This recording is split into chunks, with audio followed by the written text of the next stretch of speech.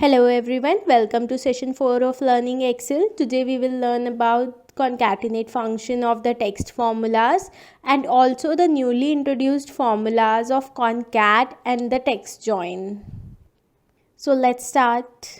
तो दोस्तों आज के सेशन में हम कुछ टेक्स्ट फॉर्मूला और कॉन्कैटिनेट के बारे में सीखेंगे जिससे कि हम अपनी रीवर्किंग कम कर सकें और हमारा टाइम सेव हो। जो भी हमें बार बार काम करना है रिपीटेटिव टास्क वो हम इजी कर सकें। तो सबसे पहले दोस्तों यहाँ आप देख सकते हैं कि कुछ बुक्स के नेम हैं और उनके ऑथर्स हैं कि कौन सी बुक कौन से ऑथर को रिलेट करती है। तो ये कुछ बुक्स के नेम मैंने रेंडमली चूज़ किए हैं जो बुक्स मुझे पसंद है उनमें से। तो अब मैं चाहती हूँ मुझे किसी को एक लिस्ट भेजनी है जिसमें कि बुक नेम और उसका ऑथर का नेम एक साथ आना चाहिए कि this book is by this author या स्लैश डाल के जैसे भी। तो अगर मैं इस काम को मैनुअली करूँगी तो मैं कैसे करूँगी, मैं सबसे पहले F2, अगर हमें किसी भी सेल के डेटा में जाना है तो हमें F2 प्रेस करना होता है। तो मैं F2 प्रेस करके इस सेल के डेटा को कॉपी करूँगी, किसी और सेल में मैं यहाँ डेटा पेस्ट कर रही हूँ। फिर मैं यहाँ पे स्लैश लगाऊंगी और अब हम ऑथर वाले टैब पे जाएंगे क्योंकि हमें ऑथर का नाम भी साथ में चाहिए। हम इसे कॉपी करेंगे और यहाँ पे पेस्ट कर देंगे। तो आप देखिए कि कितना मैनुअल वर्किंग इसमें बहुत ज़्यादा और ऐसे बहुत टाइम लगेगा। अगर मेरी बहुत ज़्यादा नंबर ऑफ़ रोज़ हैं इसमें तो मैं इस फंक्शन को इजीली कैसे कर सकती हूँ, मैं सिंपली यहाँ पर कॉन्कैटिनेट का फंक्शन लगाऊंगी। तो मैंने जैसे कि लास्ट सेशन में बताया था कोई भी फॉर्मूला लगाने से पहले हम इक्वल टू या प्लस साइन का यूज़ करना होता है। तो हम यूज़ करेंगे इक्वल टू कॉन्कैटिनेट। अब हम टेक्स्ट सिलेक्ट करेंगे। सबसे पहले हमारा फर्स्ट टेक्स्ट हमें चाहिए कि हमारी बुक का नेम आ जाए। सेकंड हमें चाहिए कि हमारे ऑथर का नेम आ जाए। तो हम यहाँ पे ऑथर का नेम ब्रैकेट क्लोज करेंगे और एंटर कर देंगे।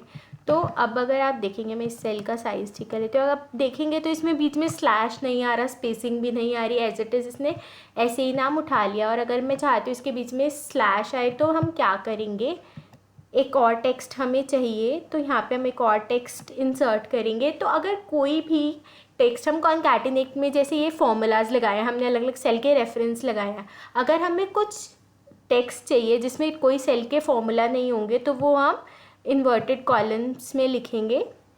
तो सबसे पहले मैंने यहाँ पे लगाए इन्वर्टेड कॉमास और यहाँ पर मैं लिखूँगी, जैसे कि मेरे को स्लैश चाहिए तो मैं यहाँ स्लैश का साइन लगाऊंगी, फिर से इन्वर्टेड कॉमा लगाऊंगी और कोमा लगाऊंगी। तो ये टेक्स्ट 1 हमारा हो गया B3 का सेल।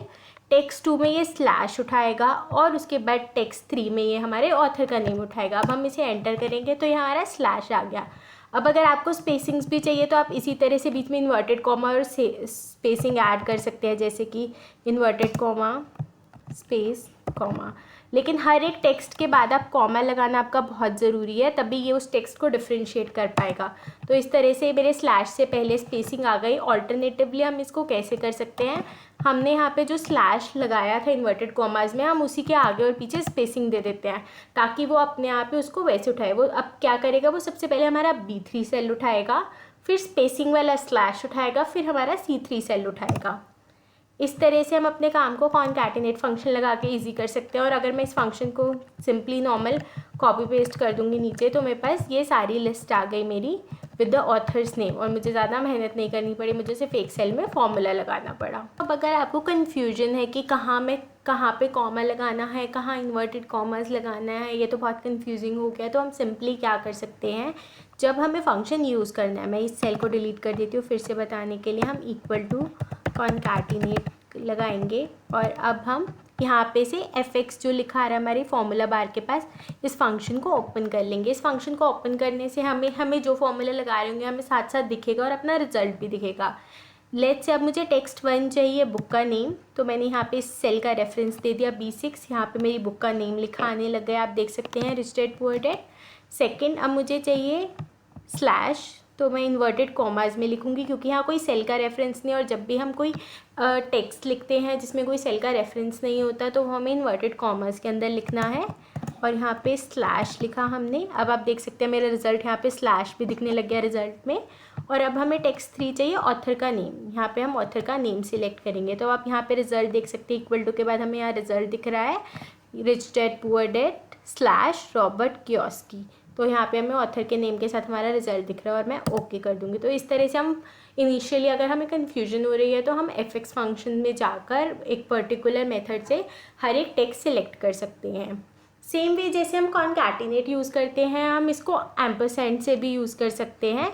तो जिन्हें नहीं पता मैं बता दूं, ये जो हमारा साइन होता है ये एम्परसेंड का साइन होता है। तो अब हम इसको एम्परसेंड फंक्शन से करेंगे। सबसे पहले मुझे बुक का नेम चाहिए, उसके बाद मैं एम्परसेंड करूँगी, उसके बाद मुझे स्लैश चाहिए। सेम वे में अगर स्पेसिंग चाहिए तो स्पेसिंग, अगर नहीं चाहिए तो नहीं। फिर से एम्परसेंड यूज़ करूँगी और फिर ऑथर का नेम। इस तरह से हम एम्परसेंड से भी कॉन्कैटिनेट वाला फंक्शन सेम यूज़ कर सकते हैं।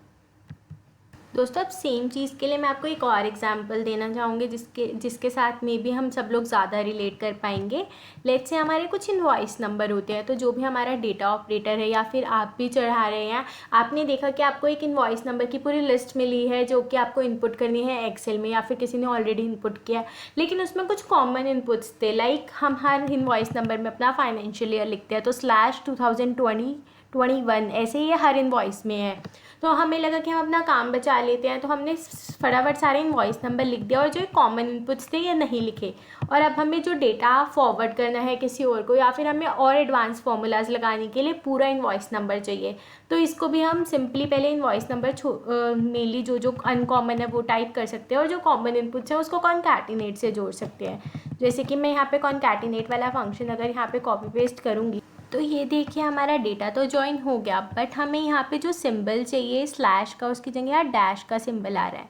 तो हम सिंबल कैसे, F2 प्रेस करेंगे जिससे कि हमारा फॉर्मूला ओपन हो जाएगा। यहाँ पे हम सिंपली यहाँ पर स्लैश लगा देंगे जो भी हमें चाहिए, और अब हमें स्पेसिंग नहीं चाहिए और हम अपनी स्पेसिंग ख़त्म करके एंटर कर देंगे। तो इस तरह से हम अपने इनवॉइस नंबर को कंप्लीट कर सकते हैं। और मैं इस कॉमन इनपुट को यहाँ पे से कॉपी करके यहाँ पे पेस्ट कर दूँगी, और फिर कॉन्कैटिनेट का फंक्शन हम कॉपी पेस्ट करेंगे। तो इस तरह से हमारे बहुत सारे इनवॉइसेस जिसमें रिपीटेटिवली हमें सब ये टाइप करना पड़ता, हमें नहीं करना पड़ेगा, और हम उसको कॉन्कैटिनेट कर लेंगे। तो माइक्रोसॉफ्ट एक्सेल के लेटेस्ट वर्जन्स में कॉन्कैटिनेट फार्मूला को इम्प्रोवाइज़ किया गया और एक न्यू फंक्शन इंट्रोड्यूस किया गया है कॉन्कैट का।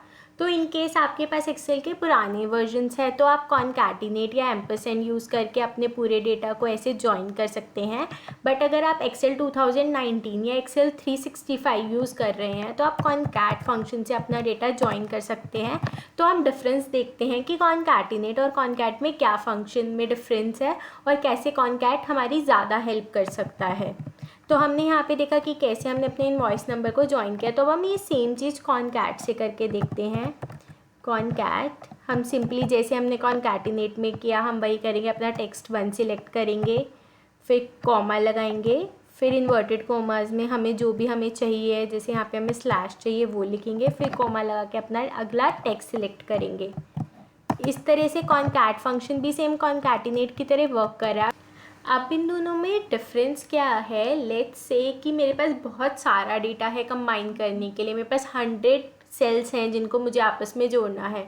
तो मैं अगर ऐसे कॉमा कॉमा कॉमा कॉमा लगाती रहूँगी तो मुझे बहुत टाइम लगेगा 100 सेल्स को आपस में कंबाइन करने के लिए, और मुझे अपना टास्क का टाइम और भी मिनिमाइज़ करना है। तो इसके लिए हम कैसे वर्क करेंगे, कॉन्कैट फंक्शन जो है वो एक पूरी लिस्ट सिलेक्ट कर सकता है। लाइक यहाँ पे अगर मैं लिखूँ कॉन्कैट और मुझे यहाँ से लेकर यहाँ तक, अभी तो मेरे को 2 ही सेल्स चाहिए, बट अगर मुझे मल्टीपल सेल्स भी चाहिए और मैं उन सबको सिलेक्ट करूँगी, जैसे इन तीनों सेल्स को अगर मैं सिलेक्ट कर लेती हूँ एक साथ बिना कॉमा लगाए, तो मेरा कॉन्कैट फंक्शन इन तीनों का डेटा भी प्रोड्यूस करेगा। जैसे कि हम यहाँ देख सकते हैं हमारे सारे नंबर्स एक साथ आ गए। और यही फंक्शन अगर मैं कॉन्कैटिनेट से करती हूँ, ये देखिए अगर मैं कॉन्कैटिनेट से लिस्ट सिलेक्ट करती हूँ तो ये वैल्यू एरर आ जाता है, क्योंकि कॉन्कैटिनेट में लिस्ट सिलेक्ट करने का फंक्शन अवेलेबिलिटी नहीं है। बट अगर मुझे अब डेटा मेरा सिलेक्ट करना है लिस्ट वाइज और मुझे उसके बीच में डिलिमिट भी चाहिए, जैसे कि मैं यहाँ कॉन्कैट यूज़ करती हूँ और यहाँ पर हम लोग बी और सी कॉलम सिलेक्ट कर लेते हैं, तो अब देखिए डेटा के बीच में कोई डिलिमिट नहीं आ रहा, क्योंकि वो तो पूरी लिस्ट सिलेक्ट कर रहा है। और अगर मुझे डिलिमिट चाहिए तो मुझे वही फिर से कॉमा कॉमा लगा के चूज़ करना पड़ेगा। तो मैं कैसे अपना वर्क इजी बनाऊँ कि मुझे वो भी ना करना पड़े और पूरी लिस्ट के अकॉर्डिंग मेरा डिलिमिट भी लग जाए। तो इसके लिए हम 2 फंक्शंस यूज़ कर सकते हैं, एक लॉन्ग रूट है, एक शॉर्ट रूट। तो पहले हम लॉन्ग रूट जान लेते हैं। हम यहाँ पे सी कॉलम में एक कॉलम इंसर्ट करेंगे, और अब हमारा जो भी डिलिमिट है, जैसे यहाँ पे हमें डैश चाहिए था तो हमने यहाँ पे स्पेसिंग के साथ डैश लगा लिया, इसको मैं कॉपी कर सकते हैं। और इनवॉइस में हमें स्लैश चाहिए तो हम यहाँ पे स्लैश लगा लेते हैं और इसको कॉपी कर लेते हैं सारी सेल्स में। तो अब हमें क्या करना है, अब हम कॉनकैट का फंक्शन फिर से अगर यूज़ करेंगे और अब हम यहाँ पे पूरी लिस्ट सिलेक्ट करेंगे BCD सेल, तो ये हमारा स्लैश भी आ गया जैसे कि हमें चाहिए था। तो ये लॉन्ग रूट से हम एक कॉलम इंसर्ट करके जो भी हमें डिलिमिट चाहिए वो लगा सकते हैं और फिर पूरी लिस्ट एक साथ, अगर हमें 3 कॉलम्स चाहिए या फिर 200 कॉलम्स चाहिए, जितने भी कॉलम्स चाहिए हम इसके बेसिस पे सारा डेटा एक साथ कॉन्कैटिनेट कर सकते हैं और हमें बार बार कॉमा लगा के उसको डिफरेंट करने की ज़रूरत नहीं पड़ेगी कॉन्कैट फंक्शन का यूज़ करके। और अब इसी काम को करने का शॉर्टकट क्या है, लेट्स से हमने कॉलम इंसर्ट नहीं किया है और कॉनकैट फंक्शन से हमारा डिलिमिट इंसर्ट नहीं हुआ है, तो न्यू एक्सेल में जो कि एक्सेल 2019 एंड एक्सेल 365 जिसमें ये कॉनकैट का फंक्शन इंट्रोड्यूस हुआ है, उसमें एक और फंक्शन नया इंट्रोड्यूस हुआ है, वो है टेक्स्ट जॉइन। तो टेक्स्ट जॉइन का फंक्शन क्या करता है, इसके लिए हम सबसे पहले लिख लेते हैं अपना formula equal to text join, bracket start करते हैं और अब हम अपना फंक्शन में जाके देख लेते हैं कि ये करता क्या है।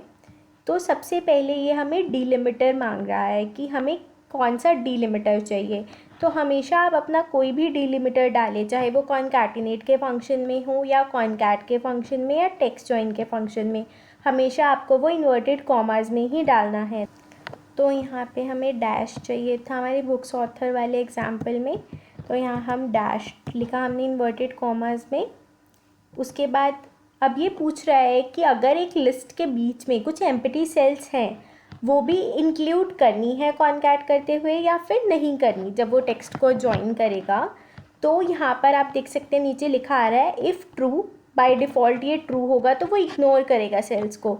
तो अगर मैं यहाँ पे ट्रू लिखूँगी तो वो उन सेल्स को इग्नोर कर देगा जो ब्लैंक होगी, और यहाँ पे अगर मैं फॉल्स लिखूँगी तो वो उन सेल्स को इंक्लूड कर लेगा जो ब्लैंक्स होगी। इसको हम 1 और 0 भी लिख सकते हैं, ट्रू को 1 और फॉल्स को 0, तो हम 1 लिखते हैं। अभी ट्रू लॉजिक लेके चलते हैं, देखिए जैसे ही मैंने यहाँ 1 टाइप किया है ट्रू आ गया। इसके बाद हम फॉल्स का भी एग्जाम्पल देखेंगे। अब हमें जो भी टेक्स्ट चाहिए हम वो पूरी लिस्ट सिलेक्ट कर लेंगे, जैसे कि मैंने ये दोनों सिलेक्ट कर लिए। ये मल्टीपल लिस्ट भी हो सकते हैं, तो हम ये ड्रैग करते हुए अपने जितना भी लिस्ट चाहिए वो सब सिलेक्ट कर सकते हैं। जैसे कि लेट्स से चलिए हम 2 बुक्स के नेम और 2 ऑथर्स के नेम सिलेक्ट कर लेते हैं। अब मैं ओके करूँगी तो यहाँ आप देखिए हम अपने कॉलम साइज़ को, पहले इस वाले कॉलम साइज़ को ऑटो फिट कर लेते हैं। अब हम देखते हैं, अब आप देखिए कि मेरे हर एक सेल जो मैंने सिलेक्ट किया, पहले बुक का नेम, फिर ऑथर का नेम, फिर बुक का नेम, फिर ऑथर का नेम, सबके बीच में ऑटोमेटिकली स्लैश आ गया और मैंने पूरी लिस्ट एक साथ सिलेक्ट कर ली, तो मुझे कॉमा भी नहीं लगाना पड़ा, कॉलम इंसर्ट करके अपना डिलिमिट भी नहीं डालना पड़ा। तो टेक्स्ट जॉइन से मेरा काम और भी बहुत ईजी हो गया। इसमें मैं चेंज कर सकती हूँ कि मुझे ये सारा डेटा नहीं चाहिए, तो मैं ये ख़त्म करके जो मेरे को एक्चुअल में पहले से चाहिए था, मेरी बुक का नेम और ऑथर का नेम, मैं सिर्फ वो सिलेक्ट कर लूँगी और इस तरह से हमारा टेक्स्ट जॉइन से वो डेटा फिर से जॉइन हो गया। तो टेक्स्ट जॉइन से हमारा फंक्शन काफ़ी इजी हो जाता है क्योंकि हमें कॉमा नहीं लगाने पड़ते और कुछ एक्स्ट्रा वर्क भी नहीं करना पड़ता, और सिंपली जो भी हमें चाहिए होता है हम एक बारी में ही लिख के डिलिमिटेड और वो सब लगा सकते हैं। तो हम देखते हैं फॉल्स में ये कैसे वर्क करता है। लेट्स से यहाँ पे एक कॉलम इंसर्ट करते हैं हम ब्लैंक। अब ये बीच में ब्लैंक कॉलम है जिसमें कोई फिगर्स नहीं है, तो अभी इस ब्लैंक कॉलम का हमारा इस पर कुछ इम्पैक्ट नहीं आया है क्योंकि हमने अपना फंक्शन में ट्रू सिलेक्ट किया था। तो चलिए अब हम अपने फंक्शन में फॉल्स सिलेक्ट करते हैं। तो यहाँ हम मैनुअली फॉल्स लिख सकते हैं या फिर मैं इसको 0 लिखूँगी तो आप देखेंगे यहाँ पे फॉल्स आ जाएगा। तो मैं यहाँ 0 लिखा, ओके। अब आप देखिए 0 लिखने की वजह से जो स्पेसिंग था, जो ब्लैंक सेल थी, इसने उसको भी एक अलग से डेटा कंसीडर किया और पहले इंटेलिजेंट इन्वेस्टर लिखाया, फिर डैश, फिर स्पेसिंग, फिर डैश और फिर ऑथर का नाम। तो इसने ब्लैंक सेल को भी कंसीडर किया इसमें। तो हम इस तरह से टेक्स्ट जॉइन का फंक्शन लगा सकते हैं कि हमें ब्लैंक सेल को कंसीडर करना है या फिर नहीं करना है। तो चलिए एक बार हम समरी ओवरव्यू कर लेते हैं कि हमारे 3 फंक्शंस हैं टेक्स्ट को आपस में जॉइन करने के, कॉन्कैटिनेट करने के। पुराने वर्जन और न्यू वर्जन में एक फॉर्मूला है कॉन्कैटिनेट, और ये जो 2 फॉर्मूलाज हैं ये सिर्फ माइक्रोसॉफ्ट एक्सेल 2019 और 365 में है, concat and text join. Concatenate में हम अपना टेक्स्ट सिलेक्ट करते हैं, कॉमा लगाते हैं, इन्वर्टेड कॉमास के बीच में अपना कोई भी डिलिमिटर जैसे डैश स्लैश जो भी हमें चाहिए होता है वो लगाते हैं, फिर कॉमा लगा के अपना नेक्स्ट टेक्स्ट सिलेक्ट करते हैं और इसी तरह से हम किसी भी चीज़ को ज्वाइन कर सकते हैं।